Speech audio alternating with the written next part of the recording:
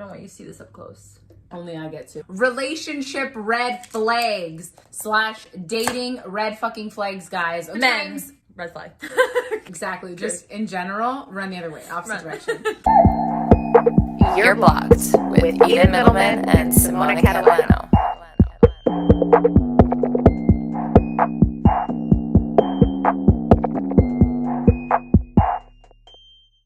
It's important to highlight red flags when we're dating, talking, and in relationships with guys and girls, okay? Mm-hmm. Because oftentimes we overlook these things when we should really be paying more attention to them, okay? Pay attention, bitches. What do we do when we're at a red light, bitch? We stop. We press the fucking brakes.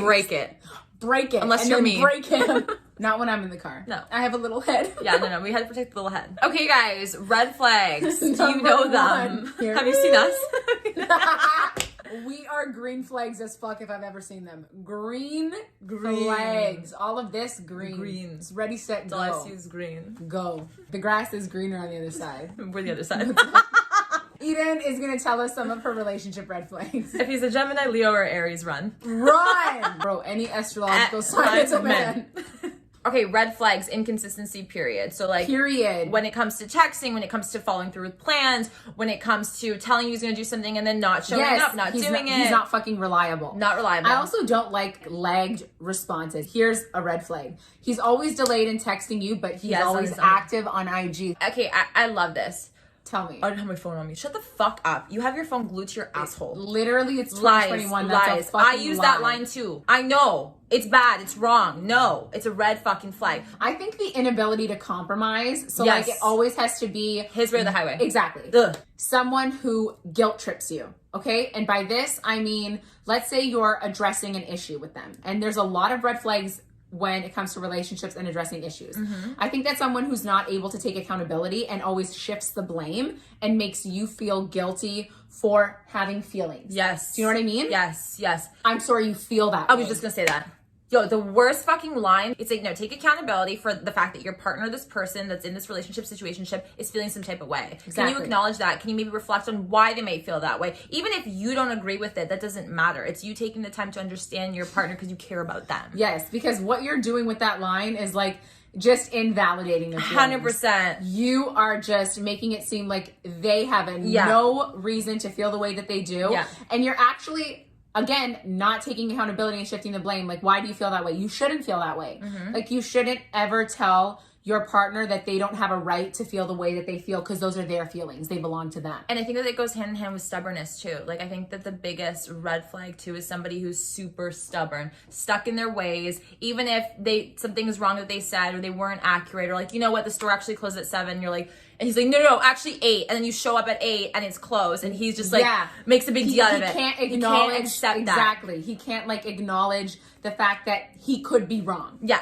That he was wrong. It's like not even a big deal. It's not a big deal. I've struggled with that in the past. Like sometimes I think that like we are conditioned depending on like your home environment and stuff like that. Like being wrong is not good. It's such a bad thing. Yeah. And so like, it's kind of like rewiring your brain. You can acknowledge the fact that, listen, I was like hardwired like that. I'm reinstalling the software and I'm trying my best. Right. I think that that's important. Mm-hmm. Let's say you're having a bad day, for example. Okay. You're having a bad day and you're being hard on yourself.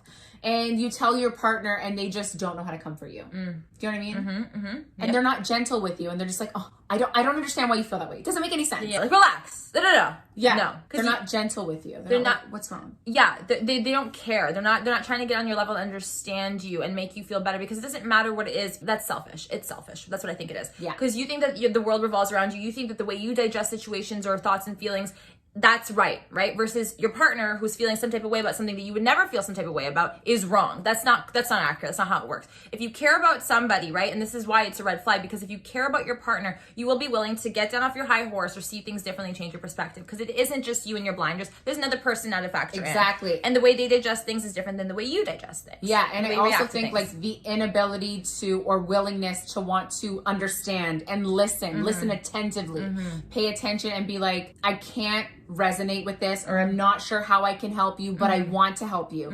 So I think looking for that willingness when they are just like so dismissive is the word. Red fucking flag. Or like you're sitting and having a conversation with them and that you can tell that they're not really paying attention to anything, you know what I mean? Or they're not keeping tabs on things that you say, they're not following up with certain things. Like for me, it's a huge red flag when somebody isn't taking interest in your life in that way. So even if it's a story that maybe like to them it's not like a big deal or as exciting, but if your partner is excited or is nervous or is angry or is venting and you're not there like actually attentively listening and asking questions and things like that, to me that's a red flag. If you're like okay, whatever, not contributing, you don't care, you're not trying to progress and contribute to that discussion and learn more. Exactly. Do you know what I mean? Because oftentimes that goes hand in hand with somebody who then wants to take over the conversation, make it about them. Exactly. Because you're not relevant right now. It's about me. Okay, it's me plus you. It's not us. Exactly. Right. In terms of arguments and stuff like that, I think that the way people handle conflict is very telling. So telling. And I think that there's a fine line between being frustrated and direct versus being aggressive. So like if we're screaming and yelling and slamming doors and punching walls, that's a fucking red flag. Run. Like you can't use, I'm so intense, I'm a very passionate person, or like, it got the best of me, I was really upset. Like no these self-control. are not excuses. No self-control. There we go. I think that's a great example of no self-control, because you can get frustrated, you can be angry, you can think or feel however you want to feel, but it's how you go about with the reactions, how you're feeling, that says it all. Can you control those moments of frustration, take a pause, really digest things and handle things like a mature adult? If your partner slips up often enough, that's a red flag. Exactly. If you're having an argument with somebody and they're like, okay, I'm so sorry, babe, like I won't do it again, but it goes in one ear out the other, and the same thing keeps happening. The same problem, just with different circumstances or different situations, but it's the same thing that they keep, and they just tell you sorry and this and that to appease you and to shut you up so they can move on with their life. Red flag. Okay. Red flag, because it's kind of like manipulation at that point, right? It is. I'm going to tell you what you want to hear because I don't care to actually resolve the issue, and that is a red flag. When the issues are not resolved, do you know what I mean? There's no willingness to come to some sort of an agreement, to make amends, to change, to rectify the behavior. Huge red fucking flag. They oftentimes follow that up with like gifts or like, let's go on a date, and they're sucking up to you for the next few days and they go back to their old ways. Yeah. These are red flags that you guys have to understand. These are patterns that will continue if they are not stopped and fixed and dealt with in that moment. Exactly. When the actions and the words don't line up. Like this is a huge one. Like ladies, been on this one. Wake up, okay? We've been on this one. Yeah, because they be talking poetry, you know what I mean? And then we're like, oh my God. Like, they spin like they're certified lover boys. You know what I mean? And they're not. And they're not, right? And then the actions won't line up and you're like, I'm so confused, I don't get it. You're trying to make sense. Don't make sense of something that will never make sense. Okay. That's not how it works. If the person cannot follow through with what they're saying, cannot make it align, they're not aligned themselves. So just drop the act. Just drop it. Like, again, not that's another form of manipulation. But these are like subcategories. Puts in little to no effort. That's a red fucking flag. That's not good. You want somebody to match you and reciprocate, right? Because I think of it like we're both very giving people, and I think that anything that I want from you, I can give to myself and to you. Do you know what I mean? I want that. I want you to match me. Exactly. You don't want to give to someone who only wants to take. Selfish. Yeah, exactly. Like, so for example, if you plan, and I'm just gonna make it like very stereotypical, like a birthday or something for your man or whatever, and then for your birthday he's just like, what do you want to do? Like, what do you want me to get you? Yeah. Or like, you know what, he knows that you're graduating or a big event is coming up and it's a big deal for you, and he's very well aware of that because you haven't shut up about that, for example. You made it very obvious, and still he doesn't care.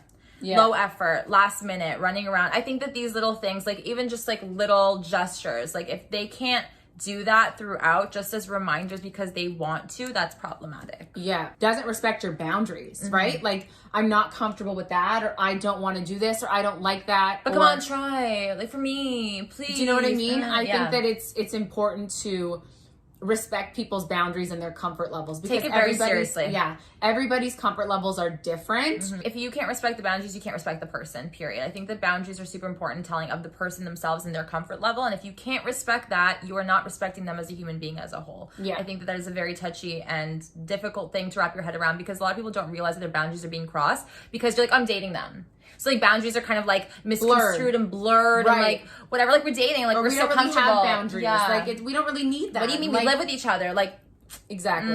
No, red flag. I think the exes are like always a red flag. Okay. Still talks to their ex, not over their ex. Red flag.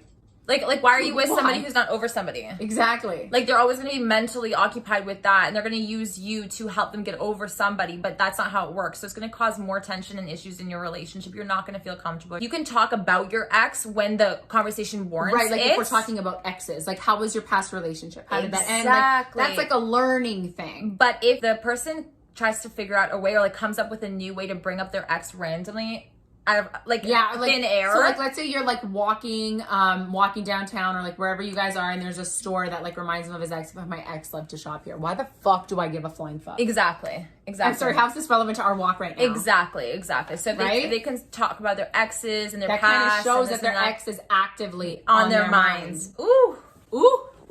Red flag. Red fucking flag. I also think like if you're confused or drained more often than you are happy and like just enjoying, comfortable and content. Exactly. That's a red flag. Red flag. You shouldn't be feeling confused really about where they stand with you, where their feelings are, unsure, doubting the connection, and all of that stuff. Yeah, like if you're constantly having to ask yourself questions, if they don't even give you a straight up answer, if they're not being open and honest with you, reassurance. Yes, exactly. Huge red flag if they're not offering you reassurance when you feel doubtful or when you are coming to them with a problem, and they're not like, oh my god, babe, no, here you go, this and that. They're not handing you the fucking phone because you felt immediately. They don't instantly want to like fix it, help you, put your mind at ease.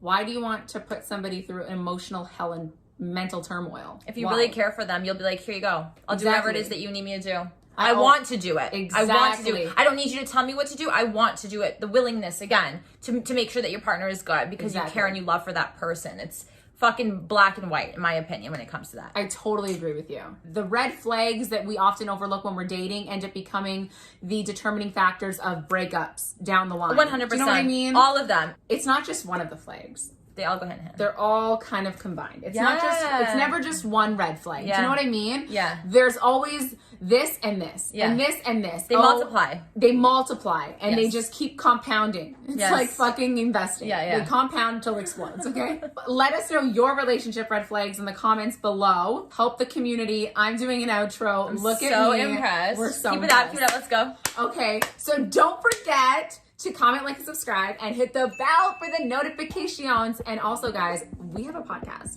Be good. Bones. You can stream it wherever you stream your favorite podcast. At the moment, we are everywhere. We're going international. We are viral. Yay. We are manifesting. I mean, stay tuned because the green flags are coming soon. Okay, we got guys? that for you guys. Don't forget to subscribe and follow us, and we'll see you here so soon. So soon. Bye.